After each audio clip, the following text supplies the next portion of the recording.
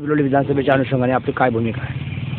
मी बिलोली देगलूर विधानसभा मतदारसंघातील सर्व मतदारांना आणि नागरिकांना माझ्या वतीनं नमस्कार करतो, जय भीम करतो आणि आदाबर्ज करतो।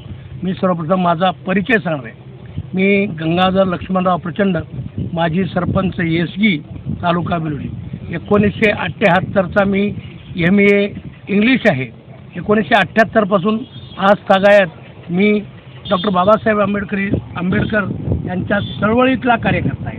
1978च्या नामांतरामध्ये मी जेलमध्ये होतो आणि 1978च्या अगोदर नवबोधांना सवलत्या मिळाल्या पाहिजेत यासाठी केंद्र शासनाच्या म्हणजे पंतप्रधान मोरारजीभाई देसाई असताना आम्ही एक लाँग मार्च काढला होता।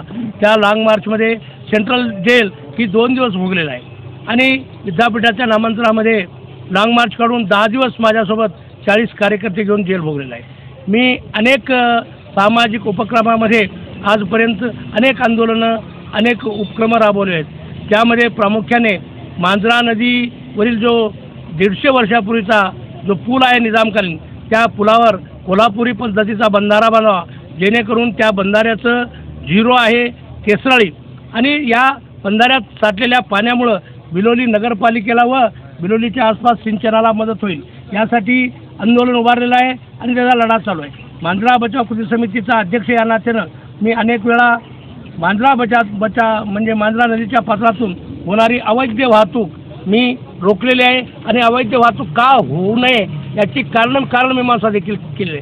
1983च्या महापुरामध्ये आणि 1989च्या महापुरामध्ये जी गावे पुनर्वसित झाली त्या गावांचं मूलभूत प्रश्नासंबंधी किंवा पुनर्वसित गावामध्ये घरकुल बांधून द्यावेत आणि विविध योजना राबवाव्यात यासाठी सतत प्रयत्न करत आहे। घरकुल योजनेतील लोकांना 5 बरास रेती फुकट मिळाली पाहिजे हे शासनाचा नियम असताना शासन गेली 2-4 वर्षापासून त्यांना फुकट रेती देत नव्हती। त्याच्यासाठी पुढाकार घेतला आणि यावर्षी नवीन वाळू धोरणानुसार त्यांना 5 बरास रेती फुकट देण्याचं त्यांनी मान्य केलं। जिगळा येथे बांधलेल्या धरणाचं पाणी फक्त साठा करून ठेवलेलं आहे, पण त्याचं आउटलेट नसल्यामुळं खालची गावं जिगळ्यापासूनची खाली आरळी, कोलेबोरगाव, कौठा, गुजरी या गावाला पाणी पुरवठा व्हायला पाहिजे, परंतु ते आउटलेट नसल्यामुळं पाणी पुरवठा झालेला नाही।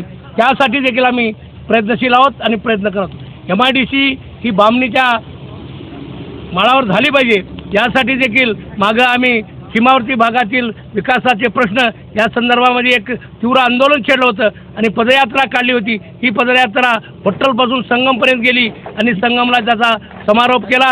आमचे स्नेही, आमचे सर्व कार्यकर्ते त्याच्यामध्ये सहभागी झाले। मित्रांनो, मी या भागातला एक सामाजिक कार्यकर्ता, येसगीचा माजी सरपंच, 1990 ते 95चा EGS कमिटीचा सदस्य आणि विविध पदं भोगलेला आहे। मार्केट कमिटीचा डायरेक्टर। या पदाचा उपयोग मी सामान्य लोकांसाठी, गरीब जनतेच्या विकासासाठी, नागरिकांसाठी, शेतकऱ्यासाठी, गोरगरीब जनतेसाठी आणि सुशिक्षित बेकारासाठी खर्च केलेला आहे। माझा हक्क आहे, माझा दावा याच्यासाठी आहे की मी स्थानिक आहे। आजकाल कोणीही अधिकारी भ्रष्टाचार करून पैसे भरपूर कमवून माझी उमेदवारी तर निश्चित आहे, आम्ही येणार आहोत। आमच्या पैशाला तुम्ही भुला, आमच्या पैशाला लोभी व्हा आणि आम्हाला मतदान करा म्हणून येतात। मित्रांनो, आमच्याकडे पैसा नाही, प्रेम आहे, सामाजिक कार्य आहे, सामाजिकीची जाणीव आहे। यामुळे मी येत्या विधानसभेच्या निवडणुकीमध्ये पक्ष तिकीट देईल अथवा न देईल, पण अपक्ष म्हणून राहणार आहे। जय हिंद, जय भारत, जय भीम।